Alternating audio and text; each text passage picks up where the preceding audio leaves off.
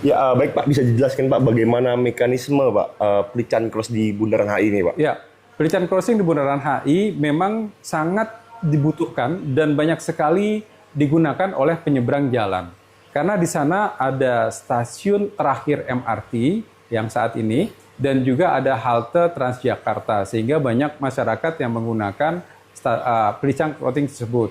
Secara mekanisme, pelican crossing bekerja menggunakan controller yang mengatur waktu siklus menyeberang dan menunggu bagi pejalan kaki. Pejalan kaki harus menekan tombol terlebih dahulu untuk penyeberangan dan menunggu dalam periode waktu tertentu. Ya, ketika lampu menyeberangan hijau menyala dan pejalan kaki akan menyeberang, lampu kendaraan berubah merah untuk menghentikan arus kendaraan menerus.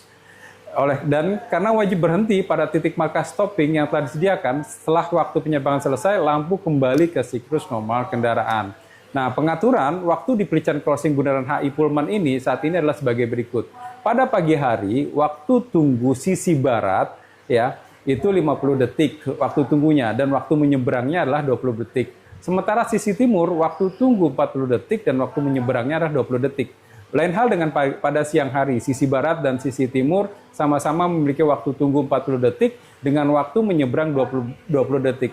Dan pada sore hari, sisi barat memiliki waktu 45 detik dan sisi timur 50 detik dengan waktu penyeberangan adalah 20 detik. Baik, Pak bisa dijelaskan Pak, mengapa waktu lampu hijau untuk pejalan kaki sekitar 30-40 detik Pak? Apakah ada dasar aturannya Pak? Perhitungan waktu hijau minimum pelican crossing mengacu pada SK Dirjen Perhubungan Darat S nomor 43 tahun 1997 yang menetapkan bahwa durasi tersebut dihitung berdasarkan kecepatan berjalan pejalan kaki, lebar atau panjang bagian jalan yang harus diseberangi, jumlah pejalan kaki yang menyeberang per siklus, serta lebar efektif zebra cross. Durasi yang dihasilkan tidak selalu seragam di setiap lokasi. Durasi sekitar 30 detik ditetapkan dengan tujuan menyeimbangkan keselamatan pejalan kaki dan kelancaran arus kendaraan. Namun ada pula yang bernilai sekitar 20 detik, tergantung pada variabel tadi, kecepatan pejalan kaki, lebar jalan, jumlah pejalan kaki, lebar zebra cross. Durasi ini ditetapkan dengan tujuan menyeimbangkan keselamatan pejalan kaki dan kelancaran arus kendaraan. Baik, Pak bisa dijelaskan Pak, apakah durasi waktu tersebut sudah mempertimbangkan Pak penyeberang untuk bagi lansia, anak-anak, disabilitas atau orang yang membawa barang Pak?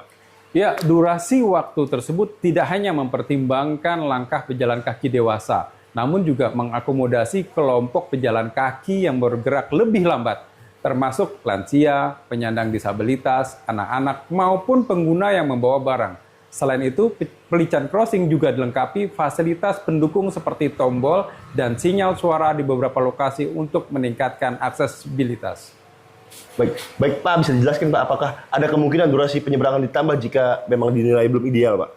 Ya, kalau kita melihat, karena di sana memang sangat banyak sekali penyeberang, ya karena ada stasiun MRT dan juga ada halte Transjakarta, kemungkinan juga bisa terjadi. Durasi pelican crossing tidak bersifat tetap dan penambahan waktu hijau dapat dilakukan dari perhitungan waktu minimum yang berlaku. Evaluasi terus dilakukan oleh Dinas Perhubungan secara berkala, mengingat lokasi tersebut juga dilayani seperti tadi dua moda transportasi massal yaitu MRT dan juga Transjakarta. Dengan demand pejalan kaki yang tinggi serta mempertimbangkan tata ruang sekitar kawasan yang meliputi hotel, perkantoran, pusat perbelanjaan dengan potensi volume pejalan kaki yang tinggi. Untuk itu, Dinas Perhubungan menyiapkan tindakan preemptif dan maupun preventif secara berkala. Semoga contoh pada saat peak hour pejalan kaki baik siang hari maupun menjelang malam, durasi waktu dapat dievaluasi kembali dengan mempertimbangkan jumlah total pejalan kaki yang akan menyeberang pada rentang waktu tersebut. Pak bisa dijelaskan Pak, seberapa penting pelican cross menekan angka kecelakaan di Jakarta Pak? Ya, sesuai prinsip perencanaan fasilitas pejalan kaki yang harus memenuhi aspek keselamatan, keamanan, dan juga kenyamanan, pelican crossing menjadi instrumen yang sangat penting yang disediakan Pemprov DKI Jakarta untuk menghindari dan menurunkan konflik antar pejalan kaki dan kendaraan bermotor, sehingga mampu menekan risiko kecelakaan pejalan kaki. Pemilihan jenis fasilitas penyeberangan, baik zebra cross, pelican crossing, maupun jembatan penyeberangan orang, disesuaikan dengan volume pejalan kaki di suatu lokasi dan dengan memisahkan pergerakan kendaraan serta pejalan kaki melalui pengaturan lampu lalu lintas, potensi konflik dan resiko kecelakaan dapat dikurangi secara signifikan. Baik, Pak bisa dijelaskan Pak, apa sih Pak resiko pengendara yang menerobos pelician crossing Pak? Resiko utamanya berkaitan langsung dengan keselamatan dan keamanan pejalan kaki yang sedang menyeberang yang dapat berujung pada kecelakaan lalu lintas hingga mengakibatkan luka berat atau meninggal dunia. Sebagaimana pengaturan alat pemberi isyarat lalu lintas yang berlaku, prioritas utama saat lampu penyeberangan aktif adalah pejalan kaki. Selain membahayakan keselamatan, tindakan menerobos tersebut juga merupakan pelanggaran terhadap peraturan lalu lintas dan dapat dikenakan sanksi sesuai dengan ketentuan yang berlaku. Pak bisa dijelaskan Pak, siapa sebenarnya yang mendapatkan prioritas saat lampu pelician crossing aktif Pak? Pertama adalah tentu pejalan kaki yang menyeberang merupakan pihak utama tentu pejalan kaki yang akan menyeberang merupakan pihak utama yang berhak diprioritaskan. Ketika lampu pelician crossing aktif dan lampu pejalan kaki berwarna hijau, seluruh kendaraan bermotor maupun tidak bermotor wajib berhenti pada garis marka stop line yang telah disediakan hingga fase penyeberangan selesai. Menurut Dishub, mengapa banyak pengendara yang tidak mematuhi lampu pelician crossing Pak? Ini, Pak?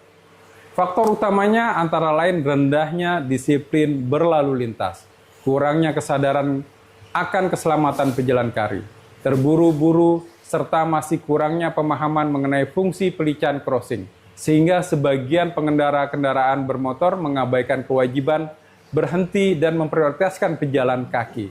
Oleh karena itu, diperlukan disiplin pengendara kendaraan bermotor dalam memenuhi peraturan lalu lintas melalui kombinasi edukasi, sosialisasi, dan penegakan hukum secara konsisten, termasuk tindakan represif yang akan dikoordinasikan bersama Polda Metro Jaya.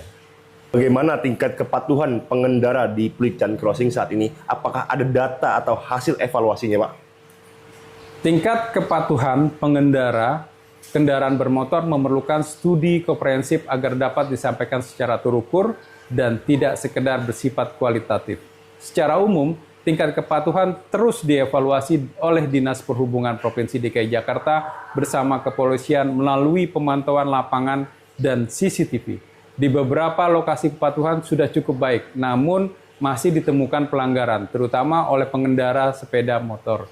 Hingga saat ini belum ada data resmi yang kami publikasikan secara berkala mengenai tingkat kepatuhan khusus di pelician crossing Bundaran HI. Sebagai langkah preemptif, Dinas Perhubungan akan menyediakan CCTV dan speaker yang dikontrol langsung melalui Network Opening Center atau NOC untuk memberikan awareness kepada pejalan kaki maupun pengendara kendaraan bermotor. Sehingga edukasi kepada masyarakat menjadi upaya utama memberi atau sembari evaluasi terus dilakukan sebagai dasar perbaikan, pengaturan, dan penegakan hukum. Himbauan kepada masyarakatnya apa, Pak? Dinas Perhubungan Provinsi DKI Jakarta mengimbau kepada seluruh pengguna jalan, baik pengendara maupun pejalan kaki, untuk senantiasa disiplin dan saling menghormati saat melintas pelician crossing.